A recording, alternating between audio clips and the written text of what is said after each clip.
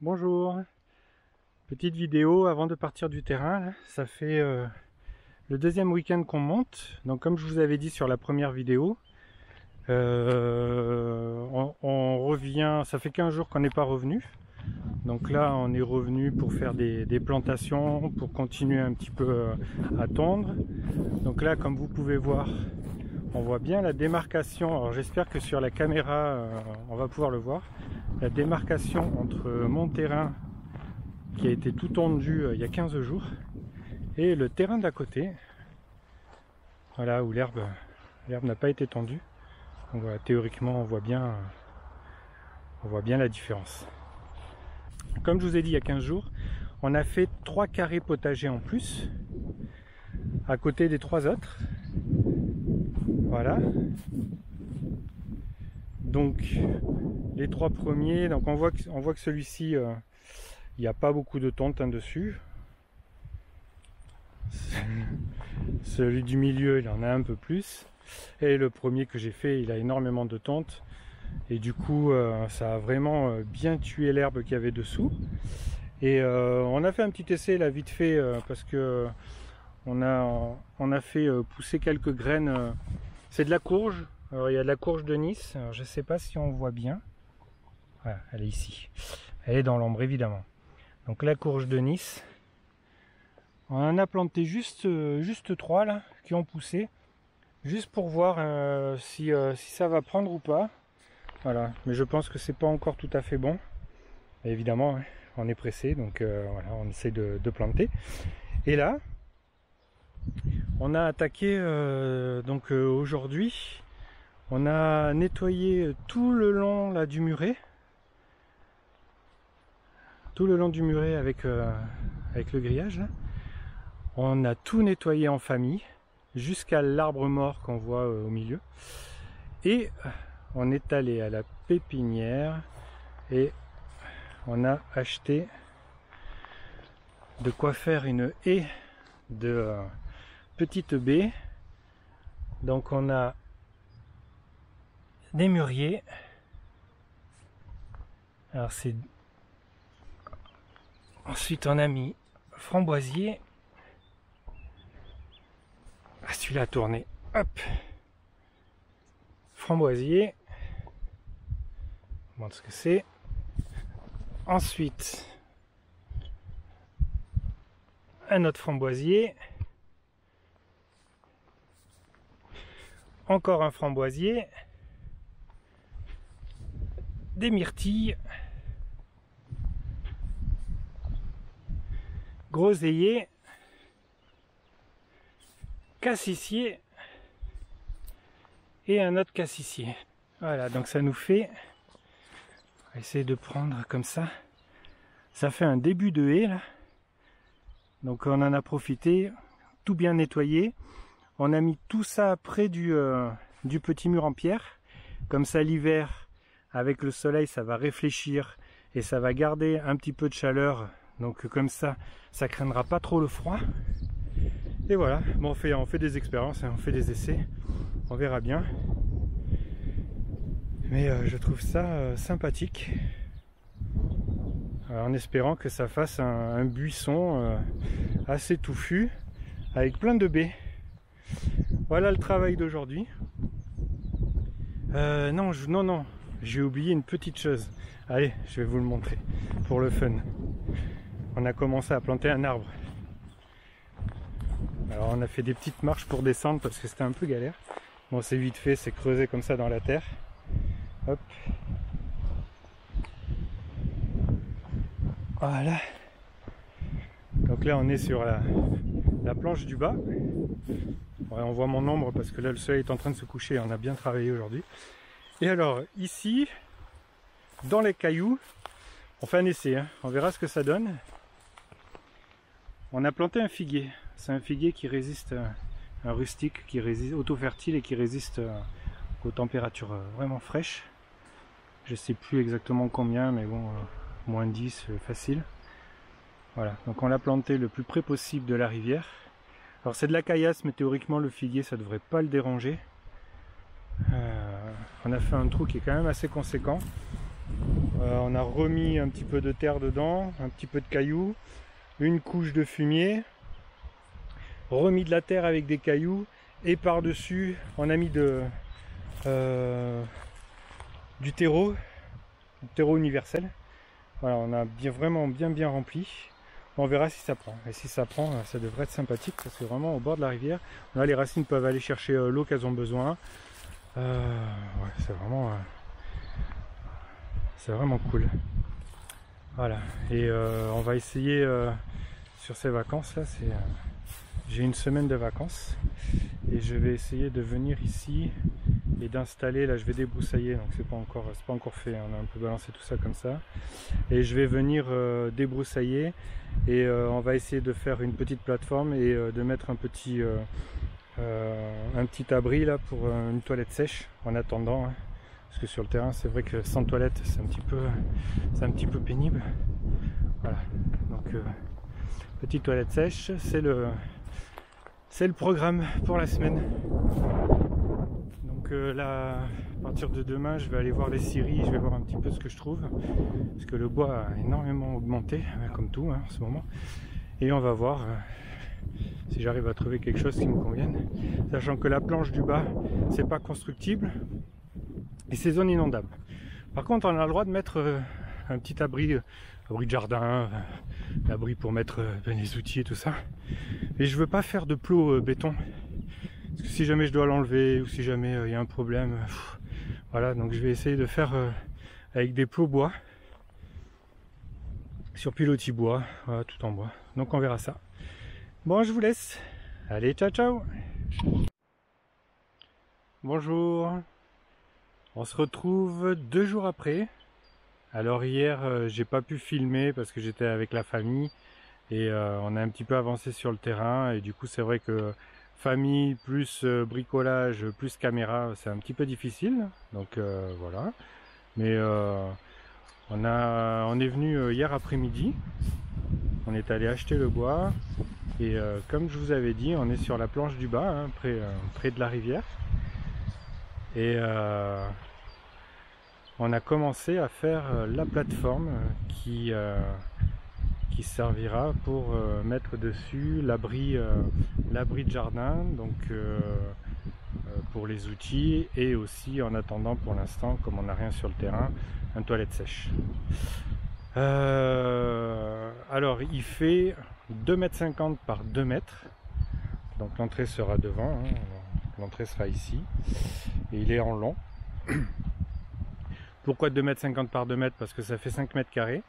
Il faut savoir que dans la réglementation, de 0 à 5 mètres carrés inclus, on peut faire un abri de jardin sans aucune déclaration, sans aucune demande. Voilà. De 5 mètres carrés jusqu'à 20 mètres carrés, et alors c'est pas 20 mètres carrés inclus, donc 19,99, il faut faire une DP en mairie pour pouvoir construire même un abri de jardin. Et ensuite c'est un PC, hein, c'est un permis de construire pour le reste. C'est-à-dire que c'est des poteaux de clôture qui font 90 par 90.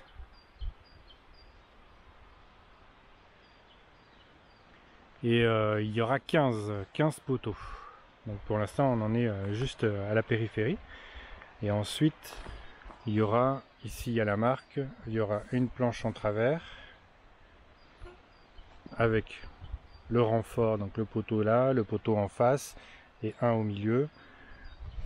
Donc au milieu pareil, on a commencé, il manque celui du milieu puis on mettra ensuite la planche. Et pareil ici, donc tous les 50 là sur les 2 mètres. Ensuite par dessus, on viendra mettre de la latte de terrasse. Donc classique, hein, latte de terrasse en travers. Et après par dessus je ferai une ossature bois, donc une petite construction ossature bois. Et on est en train d'hésiter, voir si on fait un toit une pente ou une toit double pente. On penche plutôt sur le double pente, c'est un peu plus joli. Voilà, on verra la réalisation. Voilà pour l'instant où est-ce qu'on en est. Alors, petit détail, mais qui a son importance parce qu'il y en a qui vont se poser la question. On dit voilà, là, la première vidéo il a parlé d'écologie, et puis là il y a du goudron partout sur les poteaux. c'est tout noir. Oui et non en fait. C'est du goudron de pin. C'est ce qui est utilisé dans les pays nordiques. C'est de la résine de pin qui est chauffée à très haute température et ça donne cette espèce de goudron. Donc c'est complètement naturel. Donc là, dans les proportions, on n'y est pas du tout. Hein. Nous, on a essayé, bon pour l'instant on l'a mis comme ça, mais c'est vrai que voilà, ça se présente comme ça, c'est un peu ragoûtant. Donc on appelle ça du goudron naturel, du goudron de pain, mais en fait c'est pas du tout du goudron. Hein, et voilà. Donc c'est ça que j'ai utilisé. Voilà. Je sais pas si on voit bien. Goudron de pin dit de Norvège, Pelton. Alors, ça sert à plein de choses. Alors dans mon cas, ça sert à protéger le bois. Alors voilà, avec ça, ça le protège de tout. Du gel, du froid, de la neige, de la pluie, des bêtes, des insectes. Ça sert de répulsif. Alors vraiment, c'est le top du top. Alors là, comme je l'ai mis hier après-midi, il est encore bien frais, hein, donc faut pas le toucher. Donc, dès qu'on touche, ça colle, on en a partout, c'est un enfer. Mais après, dans quelques temps, ça va sécher. C'est vraiment un produit super. Alors pour le rendre un peu plus liquide, parce que c'est vraiment une pâte, hein, c'est comme du goudron, quoi. C'est vraiment, c'est ragoûtant. Hein. Donc là, théoriquement, on devrait utiliser que le liquide en fait là. Mais nous, sur les pieds, on a vraiment badigeonné comme ça au moins. Ah oui, parce que on est sur une zone inondable. Je vous rappelle, hein, je vous l'avais déjà dit sur l'ancienne vidéo, mais c'est une planche ici qui est proche de la rivière. Donc c'est planche zone inondable. On peut rien faire à part à l'abri de jardin. Donc pour du matériel, hein. D'où le fait que j'ai mis mon abri de jardin là pour tout ce qui est matériel. Du coup, je l'ai fait un peu haut. C'est des poteaux que j'ai coupés à 80 cm. Et je dois avoir 40 cm minimum en profondeur, hein, dans les trous. Comme ça permettra que si jamais il y a l'eau qui arrive, bon, ben, ça passera bien dessous. Et je reviens donc à ce que je vous disais sur le goudron de pin. Et en fait, voilà, moi avec de l'essence de térébenthine, on essaie de le diluer. Alors théoriquement, comme je vous disais, on n'utilise pas la pâte telle quelle, on le dilue. Et c'est cette espèce de liquide en fait, térébenthine mélangée, qu'on applique. La térébenthine, ça permet justement au bois de bien absorber et ça le traite en profondeur. Bon, nous on y a été copieusement, hein, voilà. Donc là au moins on est tranquille. Et par contre on utilisera plus le liquide pour faire les angles en haut, qui craignent un peu moins. Et, comme en fait on a précoupé tout avant chez mon beau-père qui a un atelier assez sympathique de bricolage, et du coup on a tout prédécoupé avant. Donc c'est vrai que les coupes sont pas parfaites, et du coup en mettant ça va protéger les interstices, tout ce qui est pas en contact direct bois contre bois, voilà, ça protégera bien. Ça y est, on bosse. Ça y est, on bosse. Quoi vous dire d'autre? Voilà, hein, donc pour l'instant on en est là. On va reprendre, et théoriquement cet après-midi, donc on travaille que les après-midi parce que le matin, le temps d'aller chercher les outils, le temps d'aller chercher le matériel, d'aller dans les grandes surfaces style Leroy Merlin, Brico Dépôt et tout ce que vous voulez, pour aller acheter le bois, les vis. Donc là j'ai mis des vis inox, comme ça au moins ça bougera pas. Hein, il y a deux types de vis. J'ai des grosses en diamètre 6, là ça bougera pas, profonde. Et après j'en ai des un peu plus petites en diamètre 5 sur l'intérieur. Et j'en mettrai un petit peu partout. Bon allez, c'est pas tout ça, mais il faut qu'on continue. On vous reprend après. À plus.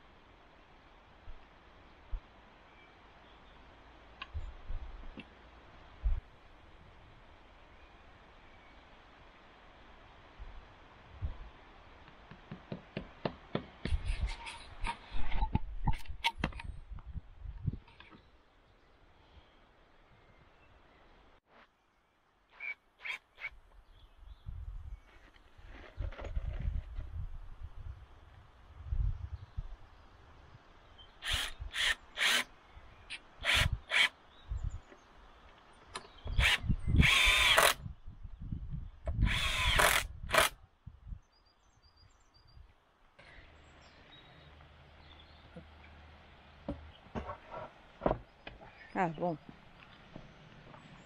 Alors, il y a un peu là. Ici, pour éviter de mettre des équerres, du coup on a coupé le poteau de clôture de façon à pouvoir mettre ce montant dessus qui appuie sur le poteau et l'autre montant pareil qui appuie. Donc du coup il nous reste un quart de montant et tout le reste appuie sur le poteau. Comme ça, ça bougera plus et toutes les forces sont bien sur le poteau. Donc là ça va tenir pas mal de poids. Et j'ai fait en quinconce, c'est-à-dire de ce côté le trou il est à gauche et de ce côté je l'ai mis à droite, de façon à ce que la planche, quand elle travaille, elle peut pas vriller et elle peut pas tourner d'un côté. Là elle est tenue des deux côtés plus au milieu et du coup ça redresse la planche avec l'humidité. Là je vais fixer. Alors d'abord je vais mettre les petites 5 par 80.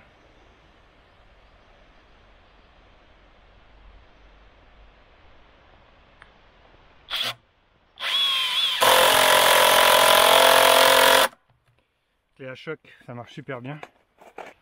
Juste cette marque. Alors c'est la Parksize Performance, mais ça marche super bien. Ça coûte même pas 60 € je crois. Et c'est incroyable comment ça marche bien.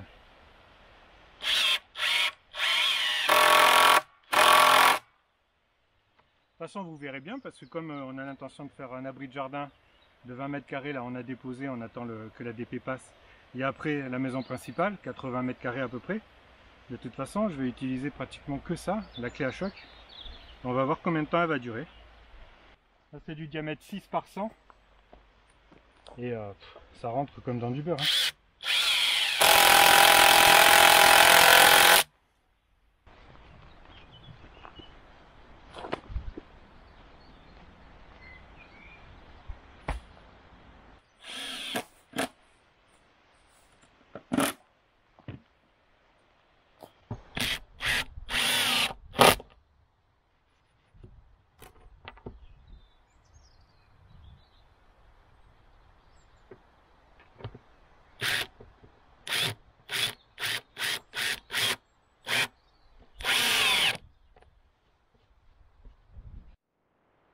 Alors voilà le travail de la journée, j'en peux plus, je suis fracassé, mais ça donne vraiment bien. On a une superbe plateforme. Voilà. Donc 2 mètres. 2 mètres de ce poteau à ce poteau.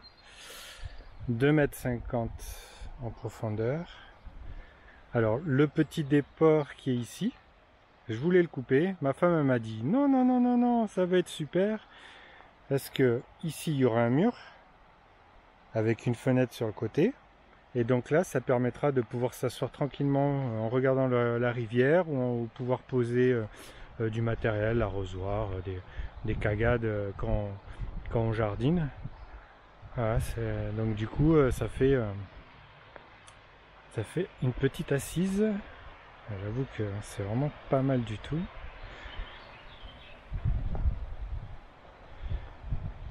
Et je dois vous dire qu'on est complètement bricoleur amateur. Hein.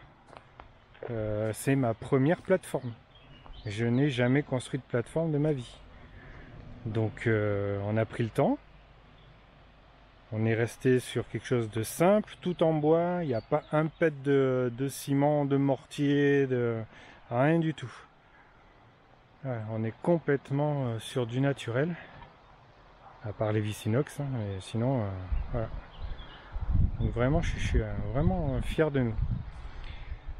Bon, c'est que la première partie, hein, vous me direz. Après, il y a encore les murs à monter, la toiture.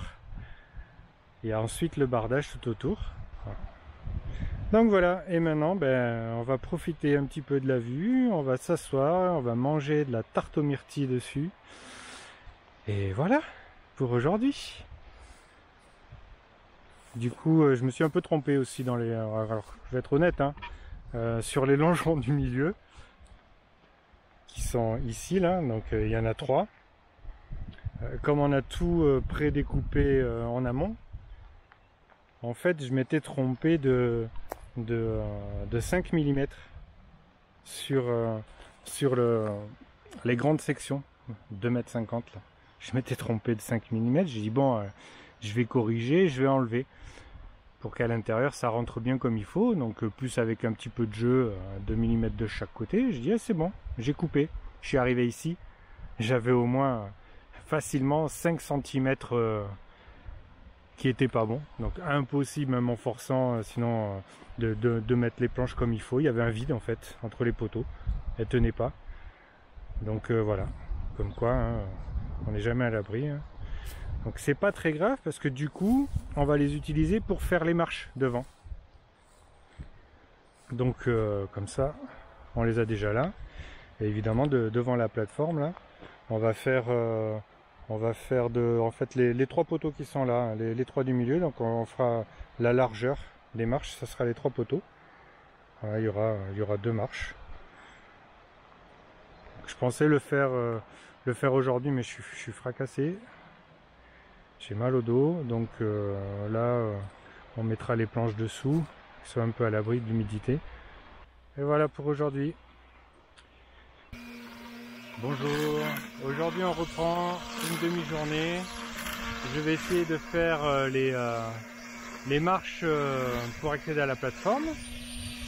Et ma chérie, elle est en train de dégager un petit peu le muret qu'il y a dessous, tout ce talus, pour voir un petit peu ce qu'on va pouvoir faire. On va essayer de planter des fleurs des champs, des lys, enfin voilà, un petit peu ce qu'on a sous la main, des bulbes.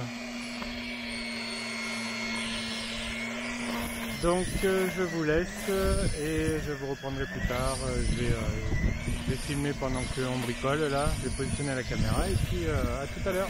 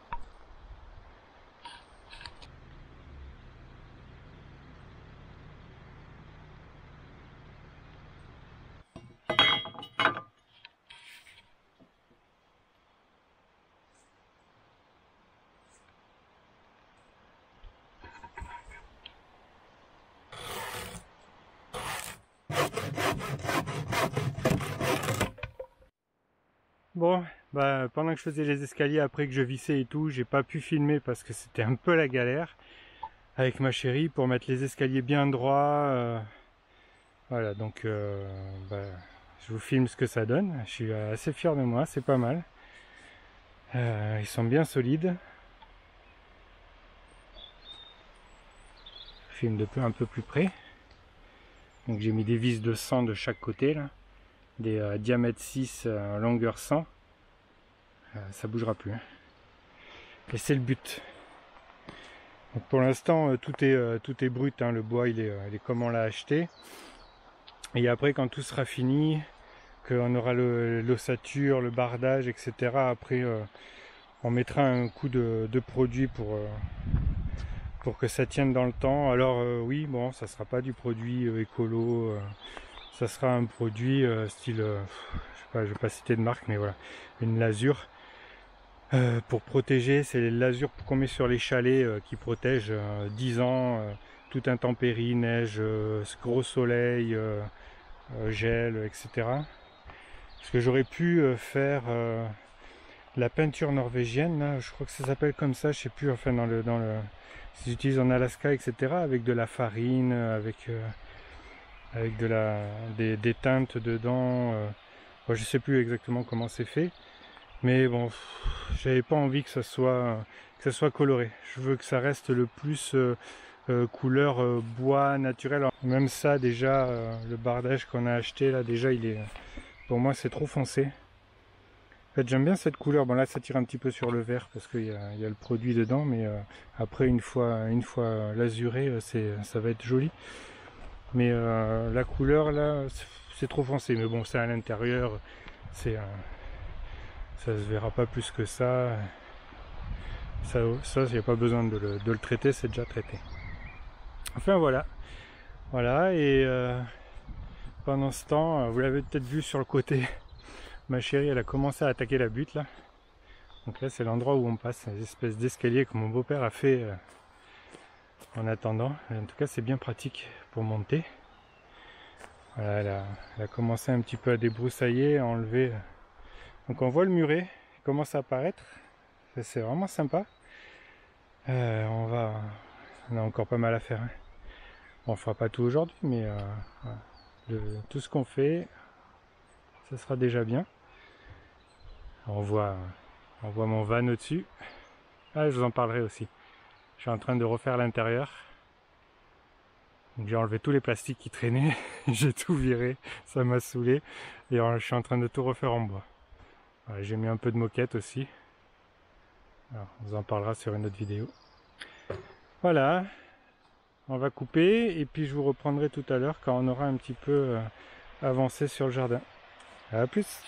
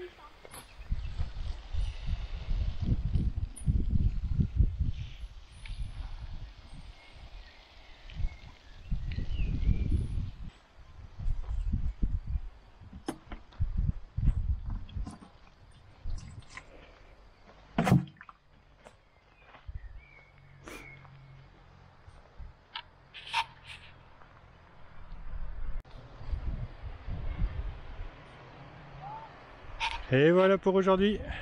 Salut, à la prochaine.